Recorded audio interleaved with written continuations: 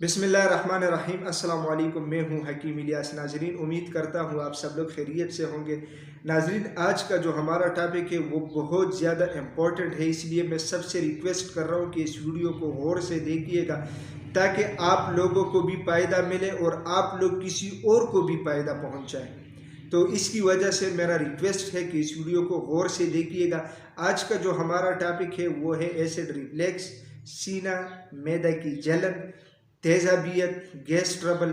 ये मसला बहुत ज़्यादा आम हो चुका है। व्हाट्सएप पे बहुत सारे मैसेजेस 2-3 दिन से आ रहे हैं कि हकीम साहब इसके ऊपर एक तफसीली वीडियो बनाए, क्योंकि हम ओमिप्राज़ोल, राइजेक्स, कुछ मतलब मुख्तलिफ़ किस्म के सीरप एलोपैथिक के वो हम खा के थक चुके हैं और हमारा मसला हल नहीं हो रहा। तो हकीम साहब आप मेहरबानी करें, कोई ऐसा देसी आसान टोटका या आसान सा नुस्खा बताइएगा ताकि हम घर में खुद बना सकें और हमारा ये मसला मुस्तकिल तौर पे हल हो सके। तो सबसे पहले मैं आप लोगों को बता रहा हूँ कि असल में ये मसला आता क्यों है। एक तो हमारी खुराक ठीक नहीं है, दूसरी बात यह है कि जो हम रूटीन में खुराक खाते हैं उसकी तरतीब भी गलत है। यानी फॉर एग्ज़ाम्पल डेली रूटीन में आम आम अगर रूटीन में आप लोगों को बताऊँ तो अगर एक बंदे ने खाना खा लिया, ठीक 6 घंटे बाद उसको दोबारा खाना खाना चाहिए। इस दौरान में उसको किसी भी किस्म की उल्टी चीज़ नहीं खानी चाहिए, क्योंकि मतलब मुस्तकिल मैदे को रनिंग में रखना ये भी तेज़ाबियत, सीने की जलन और गैस ट्रबल इसका मसला इससे बन सकता है। ठीक है।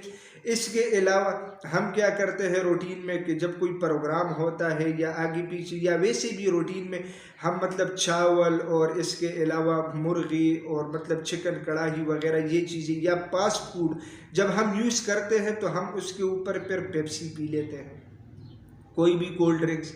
पेप्सी का तो मैंने एग्जाम्पल दे दिया। तो उसमें क्या होता है, वो चीज़ें होती है गर्म मिजाज वाली। ठीक है। जब वो मैदे में जाती है तो मैदा में मतलब उस टाइम हीट होती है, मतलब मैदा गर्म हो जाता है और उसके बाद हम यकदम उसके ऊपर ठंडा मतलब पानी या इसके अलावा कोल्ड ड्रिंक्स वगैरह ये पी लेते हैं। तो वक्ती तौर पे तो हमें इससे रिलीफ मिलता है, लेकिन वो मैदे में खमीर की शक्ल इख्तियार करके उससे फिर एसिडिटी, सीने की जलन, मैदा की जलन, गैस ट्रबल, बदहजमी और मतलब खट्टी डिकारे आना, तो ये सिलसिला फिर शुरू हो जाता है। और कुछ दिन जब बंदा इस तरह बेतदाली के साथ चलता है तो फिर आहिस्ता आहिस्ता वो इसका मरीज बन जाता है। तो फिर इससे रिलेटेड जितने मसाइल हैं अगर मैं उसको वीडियो में तफसील से बयान करना चाहूँ तो वीडियो बहुत ज़्यादा लंबी हो जाएगी।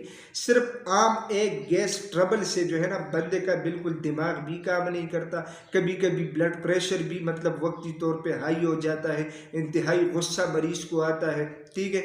इसके अलावा सीने और मैदे की जलन में फिर ये होता है, मैदे की जलन में खुसूसी तौर पे मतलब कट्टी डिकारे आते हैं, बंदा मरीज बेचैन हो जाता है और किसी भी काम में उसका दिल नहीं लगता, एक अजीब सी कैफियत बन जाती है। इसके अलावा सीने की जलन में फिर मतलब इस एक हाथ पे दर्द या सीने में दर्द उठना, इसी तरह कैफियत हो जाती है।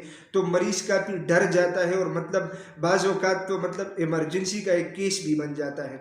तो इसीलिए कोशिश करनी चाहिए कि भाई एक खुराक आप लोगों ने खा लिया तो 6 घंटा आप लोग वेट कीजिए, इसके बाद आप लोग दूसरी खुराक लें। मतलब वो आप लोगों को मतलब जो रूटीन है, अगर आप लोग खाना खाते हैं या कोई दूसरा बंदा बाज़ार में होता है या कहीं जाता है तो आप लोग खामखा इसमें वक्फा रखें ताकि मैदे में जो खुराक ऑलरेडी जा चुका है ताकि वो सही तरह से जज़ब हो जाए। इसके बाद ठीक है, फिर इसमें यह होता है कि जब बंदे की इस तरह गलत रूटीन होती है, ठीक है, फिर आहिस्ता आहिस्ता उससे कब्ज़ बन जाता है। कब्ज़ उम्मुल अमराज है। फिर जो कॉन्स्टिपेशन जिसे कहते हैं, इससे फिर और भी ज़्यादा मसले जिस्म में हो जाते हैं। तो ये एक मामूली सा मसला है जो आहिस्ता आहिस्ता चल के ये बहुत ज़्यादा एक मुश्किल शक्ल इख्तियार कर लेती है। तो इसलिए इसमें जो एहतियात है वो सबसे ज़्यादा बेस्ट है। फॉर एग्ज़ाम्पल अगर आप लोग खाना शुरू करते हैं तो आप लोग पानी पिए, खाने के दौरान आप लोग पानी पिए। ठीक है।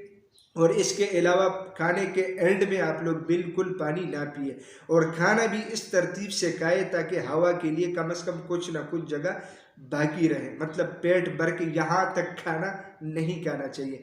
मैं आप लोगों को बहुत सिंपल और आसान सा नुस्खा बता रहा हूँ, इसके इस्तेमाल से इंशाल्लाह ये आप लोग इजीली घर में बना सकते हैं। ये चीज़ें तमाम पंसारी से भी मिलती है और मतलब आम जो मसालों वाली दुकान होती है उनके पास भी ये चीज़ें अवेलेबल होती है। आप लोगों ने ये चीज़ें लेना है, घर में किसी ब्लेंडर या जूसर के ज़रिए से उसकी सपूप बनाना है। आधे चाय का चम्मच आप लोगों ने हर खाने के बाद इस्तेमाल करना है पानी के साथ। तो इंशाल्लाह इसके साथ ये एसिडिटी का जिन लोगों को ये मसला है या सीने की जलन, बदहज़मी वगैरह, ये मुकम्मल तौर पे ठीक हो जाएगी। 8-10 दिन अगर आप लोग इसका इस्तेमाल करेंगे तो इंशाल्लाह ये सारी परेशानी ख़त्म हो जाएगी। इस नुस्खा में नमक सियाह ऐड है। जिन लोगों को हाई ब्लड प्रेशर का मसला है तो वो लोग मतलब उसमें जो नमक सियाह है वो स्किप करें। बाकी जो लोग हैं वो इसमें नमक सियाह ऐड कर सकते हैं। नमक सियाह के साथ एक तो इस नुस्खे का जायका बहुत ज़बरदस्त होता है और दूसरा नमक सियाह का अपना भी एक फ़ायदा है। तो चलो नुस्खा की तरफ चलते हैं। बहुत आसान, इजीली और बहुत बेहतरीन नुस्खा है, आप लोग नोट कीजिएगा। उसमें है पुदीना जंगली, ठीक है। इसके अलावा सौंफ, अजवैन, अनारदाना और साथ में ज़ीरा सफ़ेद। ये जो चीज़ें हैं ये आप लोगों ने लेनी है 50 ग्राम। स्क्रीन पे भी आप लोगों को नज़र आ रहा है। नमक सियाह आप लोगों ने लेना है 30 ग्राम, ठीक है।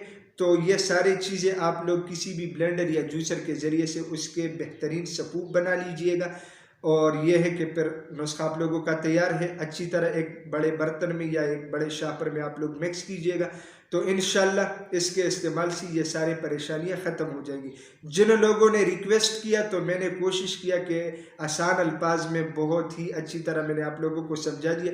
फिर भी अगर आप लोगों का कोई सवाल वगैरह है तो मेरा व्हाट्सअप नंबर आप लोगों को नज़र आ रहा है, इस पर आप लोग मेरे साथ व्हाट्सअप पे बात कर सकते हैं।